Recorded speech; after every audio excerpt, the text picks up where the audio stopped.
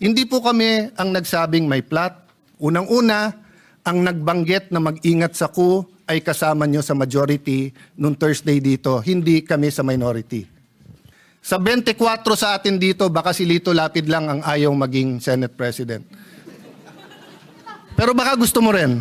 Baka gusto mo rin. Pwede rin. Pwede rin. Oh. So, 3 na lang kailangan natin, Supremo. 9 na kami, pang 10 ka, 3 na lang, 13, Supremo. Okay. Tanong ko sa inyo, mga kasama ko, sa minority man majority, sinong tanga na magkuku tapos i-announce tapos ilalagay sa Facebook na may numero na sila? Di ba? Opinion. I agree with you, Mr. Senate President. Dapat hindi dapat hindi tinatamaan. Nabanggit nyo, devious. Devious. Ibig sabihin, makademonyo. Yung plot na magkakaroon ng bagong Senate President. Unang-una, ang nagbanggit na mag-ingat sa coup ay kasama nyo sa majority nung Thursday dito, hindi kami sa minority. Pangalawa, 2007 pa ako nandito sa Senado, wala pa akong nakitang minority dito na ayaw maging majority. Si Coco Pimentel, tuwan-tuwa sa magiging minority, pero gusto niya maging majority at gusto niya maging Senate President. Sa 24 sa atin dito, baka si Lito Lapid lang ang ayaw maging Senate President. Pero baka gusto mo rin. Baka gusto mo rin. Pwede rin. Pwede rin. Oh. So, 3 na lang kailangan natin, Supremo. 9 na kami, pang 10 ka, 3 na lang, 13, Supremo. Okay. What's my point, Mr. President? Hindi po kami ang nagsabing may plot. Alam niyo po, kung nabasa ko to sa Facebook, napakaganda. Sabi niya, what is the difference between stupidity and intelligence? Sabi niya, ang intelligence may hangganan. Tama nga naman, wala naman hangganan ng stupidity, di ba? So tanong ko sa inyo, mga kasama ko, sa minority man majority, sinong tanga na magkuku tapos i-announce tapos ilalagay sa Facebook na may numero na sila? Di ba? Wala naman magkuku. Tapos i-announce, tapos sasabihin na meron. Siyempre, lahat tayo may supporter, kinikilig yun. O ilabas natin bukas na si JB Ejercito ang magiging Senate President, kikiligin po ang mga supporter ni JB Ejercito. Ilagay po natin na si Jingoy Estrada, kikiligin supporter niya, magagalit naman yung galit sa kanya. So, we respect the majority and your prerogatives, Mr. President, di ba? Wala akong kinausap na senador over the weekend. In fact, nahiya ako sa minority because ang paalam ko sa kanila, minority leader. Di ba? But I can tell you straight in everyone's faces with all humility, dahil alam nyo to, you offered me the Senate presidency in 2016. Pero ang kasama doon ay magiging Secretary ay Justice Committee si Leila de Lima na alam kong ang tanging pakay ay tanggalin si Duterte plus other committees that I did not agree with. That was the cost. Hindi ko kayang bayaran yung cost na yon.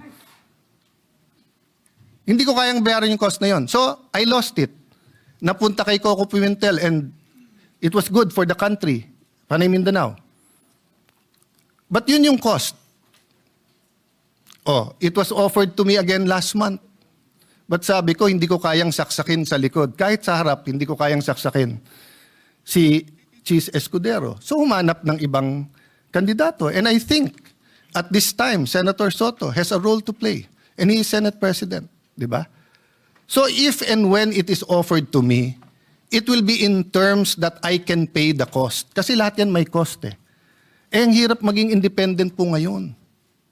Bawat galaw natin, ituloy natin yung hearing, may galit kasi may independent commission na.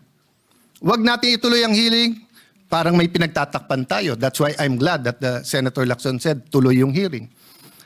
Let's focus, may mastermind dito. Yung mastermind ang kailangan mabunyag. Bakit? Kasi kung hindi uulitin. Pangalawa po, may kultura, naging madali sa mastermind kasi kultura nating corruption. sa maraming paraan. So, Mr. President, I beg to disagree that hindi nasunod ang rules. But we're starting out.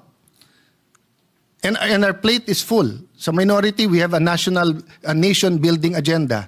We plan to participate sa budget hearing. Sinabi, wala ng flood control funds. Some want it sa feeding program, some want it sa education, some want it in different programs. So we'll all be busy here, but we have to establish. So what do we do now? I do not know the pleasure of Senator Jinggoy or the pleasure of the chairman of the Blue Ribbon Committee kung siya hold. But as of now, hindi natin nire-reverse ang plenary sa Pasay City Jail. If you ask me to vote, ako gusto ko dito. Kasi hindi naman penalty ang contempt in the sense na gano'n, no? But Mr. President, hindi naman pwedeng magbobotohan tayo dito sa plenary tapos i-reverse ng kung sino man. We look forward to working with Senator Lacson and, of course, the Senate President.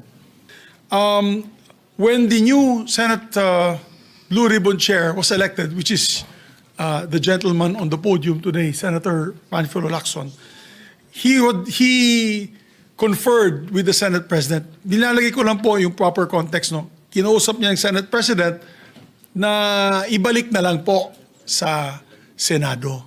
So, wala po talaga tayong bina-violate na rule niyan. Although, I think to keep this long story short, Mr. President, naawa kasi ako kay Senator Erwin Tulfo. Kanina pa naghihintay ng 3:30.